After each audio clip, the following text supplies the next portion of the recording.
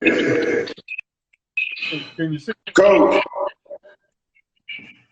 A little dark, bro. Yeah, it's a little dark. Coach. Yep. Oh, there you go. There you go. You see me? Yep. Can you hear me? Yes, sir. Okay. Man. Yeah. Yo, you just don't understand, Coach. So there's a little echo. Is there any way you can get where it's a little more? Yes, sir. Yes, sir. We had to run. We ran to a new spot. Okay. right. Can you hear me? Is it still echoing? It's still echoing a little bit. Still echoing? Yeah. Let's go. We'll keep relocating. We moving around, man. Sorry, Coach. No, hey, look. You know me already, man. I can't never do nothing normal, man. Everything I do got to be something different. This is what's good about. Let me Cause we working out too. So I had got up and we started working out. So I'm sorry about that. How we doing now? Yep, you sounding better now. Yep. Okay. Yep. Now I'm in the hallway. Yep. No, that's good. That's good. I just wanted. There you go. You went back dark to me. There you go. About now. Yep. Okay. Yeah. So for those that don't, now I know you very well, and I've been talking about you since we were waiting on you to get on here. But just for people to know, and this is what you do is in the gym. Oh, I think we lost it. Now I think your signal is going out. All right, we're gonna get it right, folks. This is what I love about live. This is what I love about live. It freezes up. I think. Are you good? I think you keep freezing up on us. I think maybe the reception is bad where you at. Oh, Lord have mercy. Because where we good at is echoing. Let's see if we can try something else. Good Lord. Well, we work through it. Gonna get this. We're gonna get this. We're gonna work through it. We're gonna work this out. Hey, if Teddy Riley can do it, we can.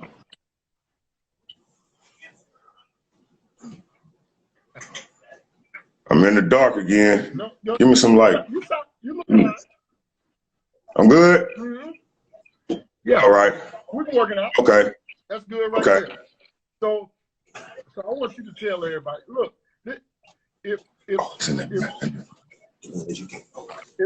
Teddy Riley can do it, we can do it, brother. Say it again. I said if Teddy Riley can get through it, we can get through it. Right? Yes, sir. Yes, sir. Yes, sir. But for those that don't know you, how about you tell everybody if you had to describe who Stephon McQueen is, who is Stephon McQueen? Stephon McQueen, very, very passionate young man about kids. A lot of people say my name, Team Go Hard or Camp Go Hard or whatever you want to call it. They say that kind of self-explains who I am. I go hard at whatever I do, and I try to push individuals to be a little better than I used to. I used to have a, troubled past, you and I talk. And I just try to show them that with hard work and determination, you can do anything you want, but you got to have a little discipline at the same time. Right. No, as we just talked earlier today with another young man's father about, why I thought you would be a good fit for that group is your background. And you spoke a little bit about it, but one reason I like doing these lives is I like for them to know past the Go Hard logo or seeing you on the sidelines and get to know why is that guy the way he is or who he is and why he does what he do. Tell them, as far as you want to go. Now, I know deep about your background, but I think you have such an inspirational story Could you Right. give a little bit, as much as you want to give, about your background and what made you into Team Go Hard? Well, I tell everybody, my mom, she had me at 16. That was the first big deal. But my mom was a basketball player herself. My mom was about 6 feet, 6'1" or so. Everybody knew my mom, super fighter, and a lot of her is in me. So what I do and what I give out, it comes from my mom. She passed away a couple of years ago. And, the one thing she did, man, she had a series of different diseases and things going on, and she fought her butt off to the end. My little sister was just born, and she really, I could tell she just wanted to be here for my sister, and she fought so hard. And I think that's the key to my success is I'm just a fighter, man. Like my coaches from college will tell you, like, man, dude, he's a fighter, man. You know what I mean? And that's just what I do. And I try to give that to the kids, but a little bit more about my background. I was adopted at 11, you know what I mean? Basically, my coach took me in, and he saw a lot of potential in me. My mom was going through a lot of struggles, and he was like, we don't want to lose this talent. I was about 6 feet already at about 11, and he was like, man, dunking the ball, all kind of different stuff. And he was like, we don't want to lose this talent. So I think what I need to do is help you out for a little bit, because she had other children. And he said, I think I just want to help you out, and, let's get this kid on the right track. And then next thing you know, I was in private schools and Ravenscroft and Cardinal Gibbons and, Carolina. And started off on the very first Garner Road team. Actually, I'm really the first Division I signee from Garner Road. But, it was, a lot of people don't know that. But with Hank Maddox in 91, I was on that very first team that started it all. So, it's been a lot, man. And all those people played an intricate part in me being who I am today. Yeah, and I think what you're so good in the basketball arena, people don't know that you have a double background. Like they think, right. You're a basketball guy, but you starred in football. Could you tell them a little bit about that? Yeah, man. I actually transferred to Ravenscroft, and I was all basketball. You couldn't tell me nothing. Basketball, basketball, basketball. Everybody, man, you're going to play football because you just do it so naturally. But long story short, to get to the actual story, I got to Ravenscroft, didn't like football. They put me on the field. We made a little deal. My best friend is Antoine Harris, who won 3 Super Bowl rings with the Patriots. So we kind of had a little deal. You play basketball, I play football. You play football, I play basketball type of deal. I went out there. Next thing you know, I'm averaging about 3 sacks, running the ball, running touchdowns. And the rest is history from there. Like, right. It was like something that I had to do because the letters started coming in and things like that. And, I just picked it up, man, from there. A couple things stood out to me as you talk about your background is you talked about you're having several mentors and right. how important that mentorship outside of basketball was. Could you talk about maybe 1 or 2 people that were really your mentors and how they changed your life? Hank Maddox, that was the first director of Garner Road AAU. He used to be a commissioner of North Carolina at one time, one of the commissioners, I think, of North Carolina at one point. He was very instrumental. He took me basically off the streets, man. I was off the hook, man. I was an off the hook little street kid, man. And he saw him and my adopted parent actually were friends, and he took me off the street and just gave me an opportunity to play AAU. I never heard of AAU, never traveled, put me on my first plane ride, put me in my first hotel, like real hotel, not a motel, but a hotel, right. Like real nice living. And he just changed my life a lot. And then another big inspiration, again, was my adopted parent, Tony Ratliff. He was a city worker and a coach in Raleigh. And, man, he did a lot for me. I can't even speak. When I speak on him, man, it almost brings me to tears because it's not enough I can say about him, Yeah. But he was very instrumental by coming in my home and my mom, look, this kid needs a little bit more than what the average kid needs. So let's go ahead and make this happen. And I tell everybody, without him, I wouldn't be nothing what I am today. Like not even close. Yeah. It changed my attitude. It changed the way I did things. Made me tuck my shirt in, get my posture straight. I used to walk with a little slouch like I was cool and all this kind of weird stuff, man, that I thought was cool because I was from what they call the hood. And I just had the wrong mindset. You know what I mean? Right, right. No, I love hearing you talk about, you know, that struggle of who you were and people that influenced you in your change, you know, because I think that's what helps fuel your passion. You know what I mean? And you're very passionate about what you do, you know? And I think I can't hear you. you can't hear me No, sir. at all. I can hear you just a taste. Okay. See if We'll try it again. okay. See if is your, Can you hear me? yeah, I hear you fine. I don't know. It's just the volume just shot all the way down. But I'm gonna keep listening. Just keep talking. I'll try my best to listen. Okay. So what I was saying was you know, you're very passionate about what you do. You know what I mean? And hold up. So you can't hear nothing. I can barely hear. I gotta put my ear like all the way up. Yeah, I couldn't even concentrate. I'm looking at your earlobe. Hold on. So Oh, you know, I mean, and I'm gonna be honest. I'm so as far as technical stuff goes, I'm the worst. So, but that says a lot though that you'll still come on here, even though it's a challenge. Okay. No, I got it. Go ahead, talk. Can you hear me now? You still can't hear me?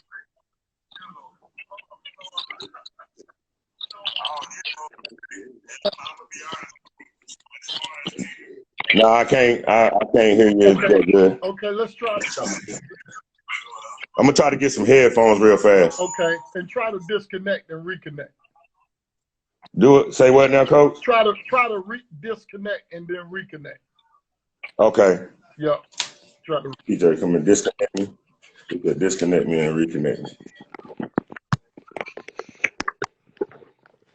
And that's his brother there, and that's what you get with live. Sometimes it work out. You know, sometimes us older guys ain't quite as tech savvy, and we don't always have it together, but we gonna work it out. He ain't going nowhere. He got a real good inspirational story, and that's one reason I wanted him in here. Is you really got to hear and we're gonna try it again, but just so much that he's done to help so many people. He's important in what we're trying to do. So I'm gonna try to bring him in again. Let's see if we get him this time. Yeah. Can you hear me now? Yes, sir. Okay. PJ, my brother PJ said thanks for the shout out. Yeah, you know, hey man, you know, now people may think, you know, they don't understand. Me and you got a relationship that's far deeper than this Right. basketball thing. Right. You know, Right. we like family, right? You know what I mean? So Yes, sir. They don't know that, you know, we talk outside of basketball. So yes, sir. But you know, I was telling them how passionate you are about basketball, Right. and some people don't understand where that passion comes from. And Right. I think, and just from the outside looking in, I know your passion is because you trying to save those kids. You trying to teach them how to be successful in life. Am I right about that? Yes, sir. Yes, sir. Yes, sir. We definitely are. I mean, like I said, my adopted parent coming in and doing the same thing. The one thing he asked me, he said, I don't want you to give me no money or anything. He said, I think you're going to make money one day. And he said, if you do, I don't really expect you to give me any. But one thing I want you to do is to take one kid and give them the same passion I gave you. And I don't think they realize, a lot of kids don't realize that passion was passed down from him. He was a big 6'5", 6'6", 300-pound, loud voice like me type of guy. And it's funny because he used to be in my butt and I hated it. So when my friends see me coach now, they like, hold on, like, why are you coaching like that now? But you know, when you get a good coach or mentor, you know, you don't even realize all the traits you take on from them until you start doing your own thing. So a lot of that comes from that.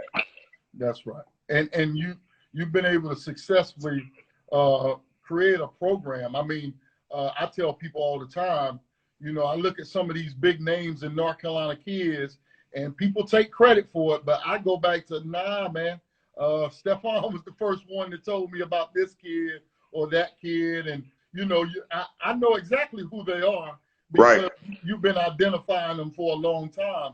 And, and you know, you have that program, Team Go Hard. Tell them what the Go Hard program constitutes. I mean, you know, Go Hard is like, it's basically, I take a group of, to me, I take the underdogs. You know what I mean? I take the underdogs. I mean, they can play with anybody, and they've proven that. We won a national championship, of course, this past year. And the team we ended up beating had some Adidas Gauntlet dudes playing. Pretty good team. I think they were from We All Can Go.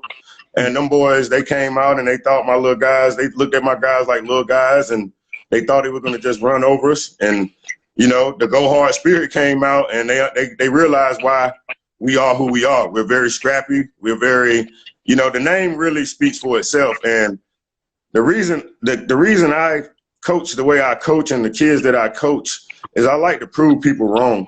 I mean, really, like people told me I wasn't going to be anything because of my background. They told me that, you know, a lot of people didn't think I would ever do what I'm doing today. Nobody ever thought I'd be the athlete. I see a lot of my friends and they, man, Steph, man, we just so proud of you, bro. Like, keep doing what you're doing, yada, yada, yada. And I take that to heart. And for me, it's like we always repping the underdog when Go Hard hit the court. We always repping the underdog.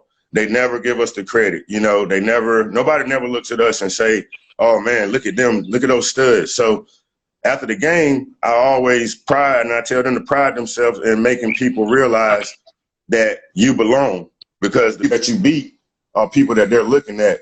So when they do that, man, I mean, for me, coaching, it gets no better than that when you can take kids that a lot of people wrote off, and then you start getting them names. And the latest name I have is Grayson Kelly, Shaw University, man. Like, Grace, man, it's giving me chills just talking about it. You know, Coach wrote him off his sophomore year in college. He transfers to Shaw, all CIAA by the end. Next thing you know, he's going to Youngstown now, and he's about to do his thing, you know, and I think he's going to end up getting a shot at maybe a good future in basketball for his life because he's a shooter, you know. So that's the thing, Coach. Yeah, no, the Grayson Kelly stories are the ones that you've created so many of them, you know. But when we talk about Go Hard, it's not just a team. It's not just training. Many people don't even realize that you also feed kids. Could you talk a little bit about that? Excuse me, Coach. Volume one more time. Give me 1 second. Okay. I'm going to try some headphones. Okay.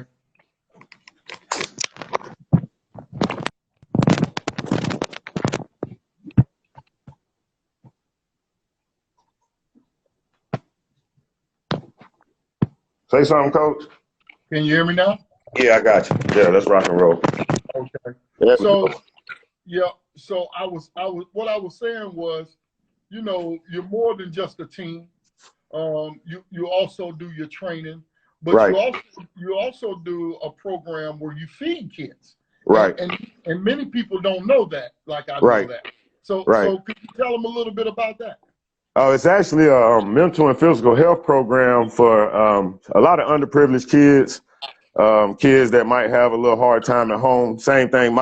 It's my other life. You know, people always look at an athlete and they see the sports because that's where they see us. But like when I was a young kid, nobody understood what I was going through at home. And there was a lot of people that had to come in my life to get me something to eat, to get me lights sometime, help us keep the lights on.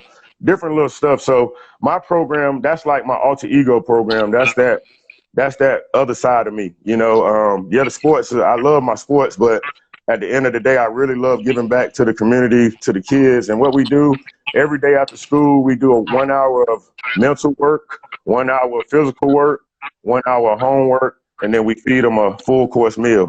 So, you know, with that being said, it's like, you know, that part is, I can't say it's bigger than basketball, but it's right. They run neck and neck because they both have a big place in my heart, and that's what we do every day. Yeah, And you know, you mentioned something that I take dear to heart, and that's the mental health. Now, a lot of people don't also know that you were big in mental health, Right. and that was a major part of who you are. And so, being that, you know, you've created all types of platforms for kids, whether it be, you know, feeding them mental health. How important is something like mental health to a kid that's an athlete, whether he's you know, coming up in the hood, or whether he's staying in, you know, a nice part of Wake Forest or something? No Right. matter where he comes from, mental health is important, right? Yes, sir. Very. My coach at Matt Brown always said at Carolina all the time, I promise Mad Dog, my strength coach, 90% mental, 10% physical every day. That was his thing. And with a lot of these kids, especially today, they're stronger but weaker. You know what I mean? Like they look really good, but then when you start talking to them, or if you get on them and you give them a little bit of chastisement or something, they break down. You know, and that's not strength, and that's all mental. You know, that's a lot of mental. Like they're not where they need to be mentally, and that's why I attack when I work with these kids. I attack them very. You know, I attack the mental real hard. You know what I mean? Be it when you walk in the door, say hello. You know, like, or you go back out. You don't say hello. You don't speak to the adults.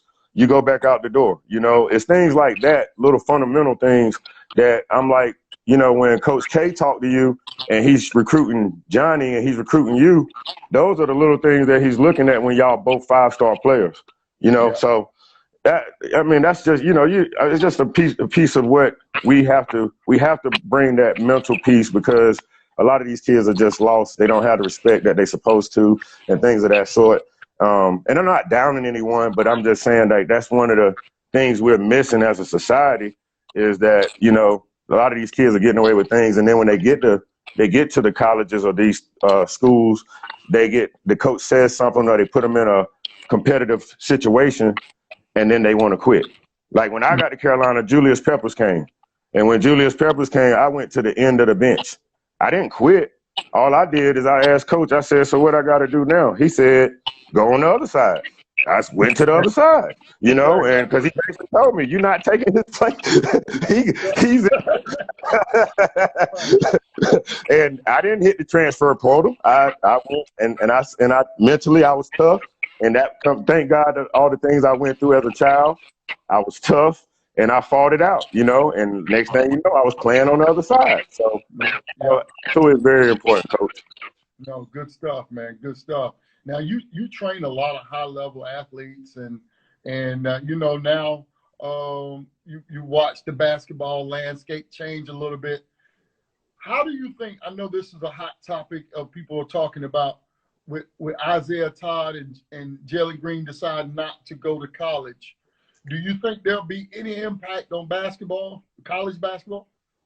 It probably will, but I think the biggest impact is going to be the stuff that's going on right now with the black and white or whatever racism stuff that's going on. I think a lot of kids are going to start looking at HBCUs for real now, because they're realizing that equality is important. But back to your original question, I think it will have an effect, but I don't think it will affect the masses, because, you know, the masses, and I don't want to speak out of my lane, but they got a lot of money, you know what I mean? And with a lot of money, you're going to make some rules, and you're going to try to block some things, and you're going to try to make it beneficial for you to stay in the game. So I just think that, yeah, for a lot of these kids, it's going to be great for them. I think it's going to be a great opportunity for them. I think Isaiah's going to do really good. That's just my personal, I know I'm kind of biased because that's my guy, but I really think he's going to do really well, and I think he deserves the chance that he's getting right now because he works his butt off, you know? Good stuff. Yeah. You know, going back a little bit, you know, with George Floyd and the state, you know, that America's in, I had a show just dedicated to it Tuesday night. Right. And you hit a major point for me when you talk about HBCUs, and you know, I feel like none of these big institutions were addressing the issue until Lavelle Moulton called him out on it. Right. Right. And I believe, you know, we're rioting and there's a lot of things going on, but I feel we're in history of a change happening. For the first time in my lifetime, I feel like there's a major shift. Right. And in order to make that major shifts have to happen. And if we want these institutions to really, truly be equal like they say they are, start taking their asses to HBCUs. Yes, sir. Get it together. Right. They'll get it together, right? It's the truth. No, it's the truth. And I went to Carolina, but it's the truth. You know, it is definitely the truth. And I kind of kick myself sometimes because back in the day I was about to go to A&T, and I kind of was I didn't have enough knowledge. You know what I mean? And I really try to tell kids now, please don't just choose the school because it's the biggest school out there. Make sure that it's a school that really can work with you socially. And that's just the way I feel now. I mean, maybe it's a little late, but never too late and better late than never. So I really feel that these kids should really look at these schools. And because a lot of kids are losing opportunities by not looking at these schools, first of all. So I really think a lot of these kids should really give it an opportunity anyway. That's right. No, I totally agree. And I'm just hoping so much change comes from this. I think these kids deserve it. You know, for the first time in my lifetime, I feel like, you know, there's an opportunity for me to see something different. You know, we've talked about change for years, and President Obama ran on change, and everyone had hope. But after the bells and whistles and the balloons popped, people went back to what they were doing. Right.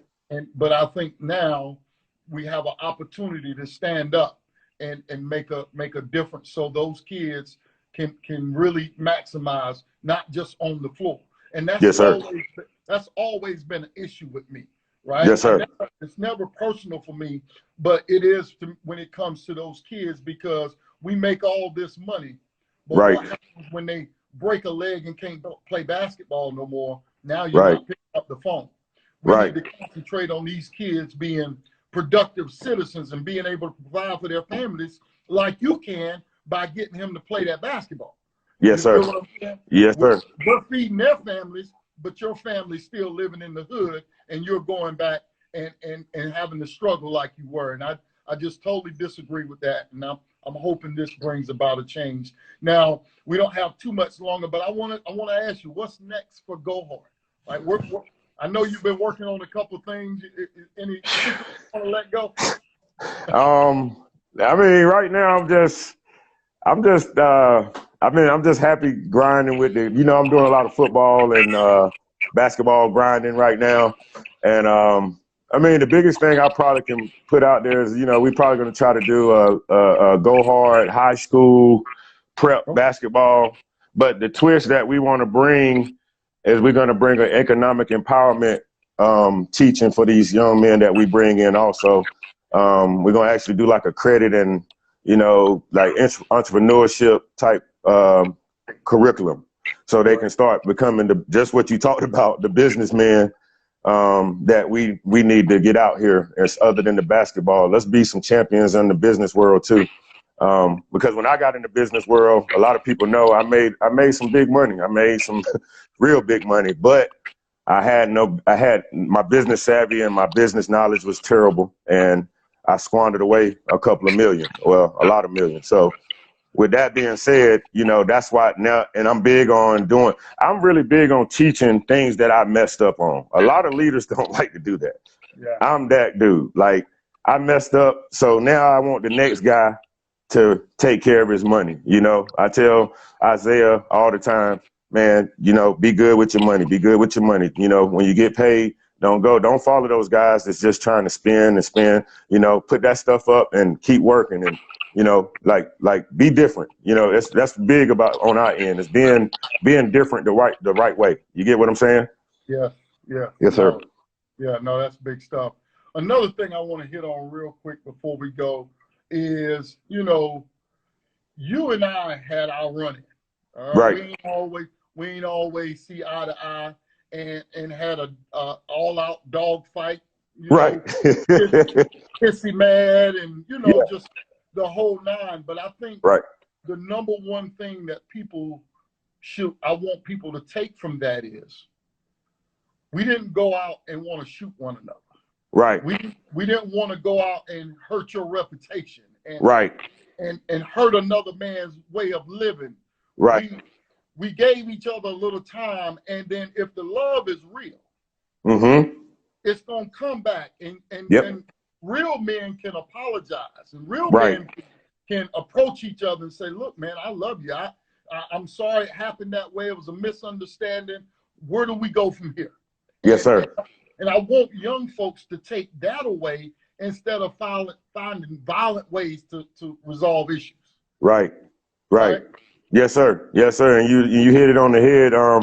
Like, and another thing about even with the run-ins, it's like some of these kids are having run-ins about nothing though. Like it's nothing.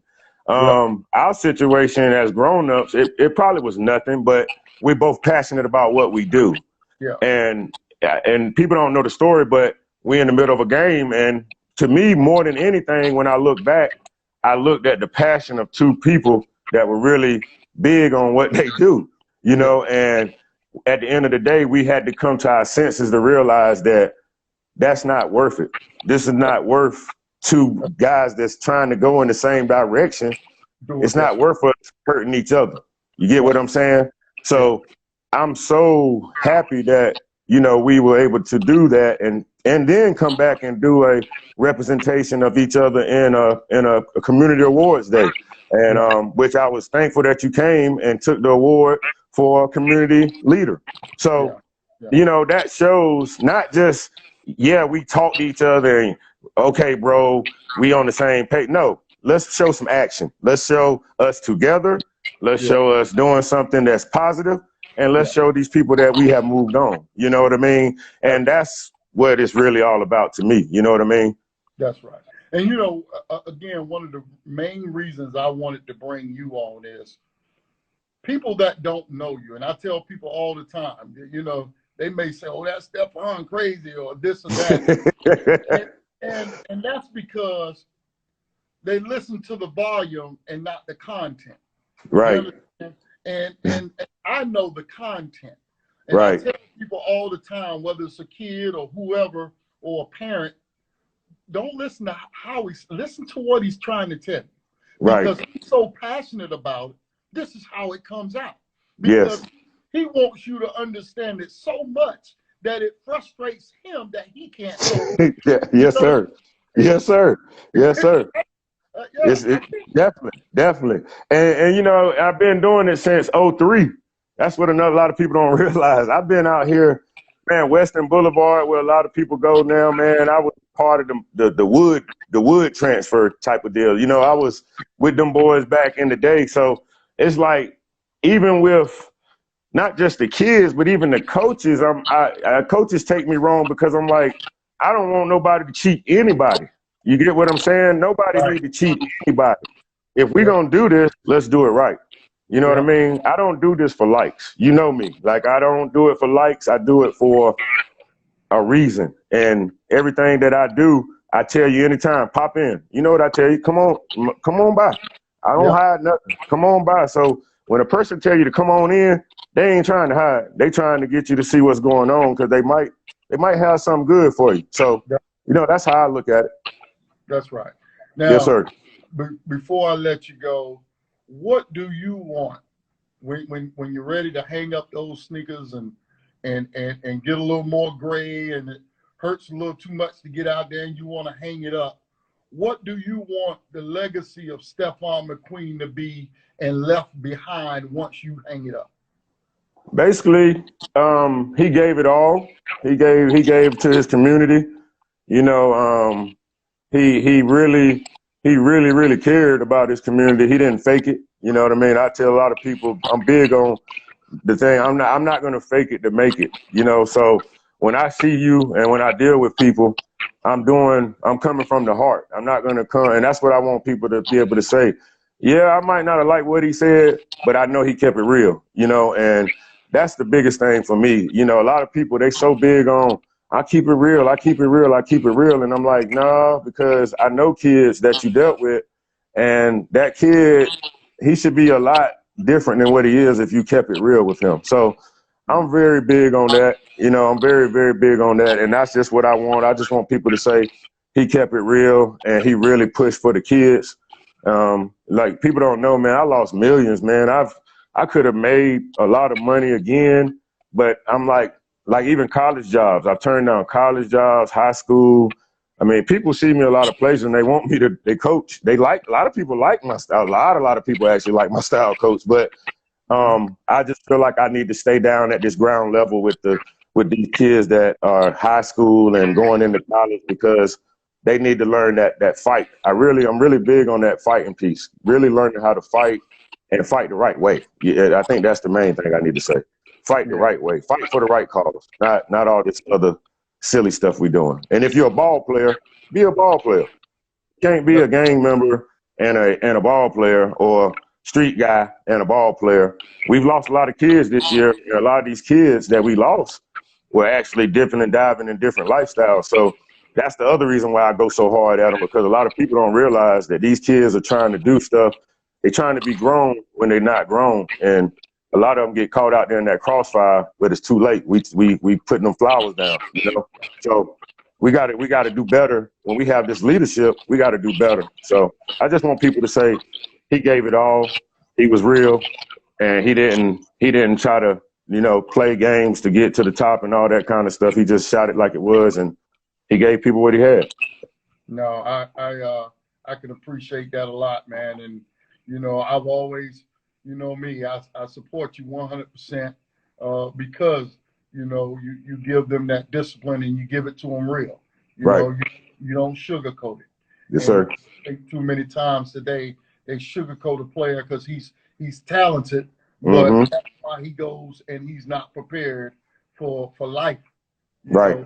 Because it's been sugarcoated, and this world is not a sugarcoated place.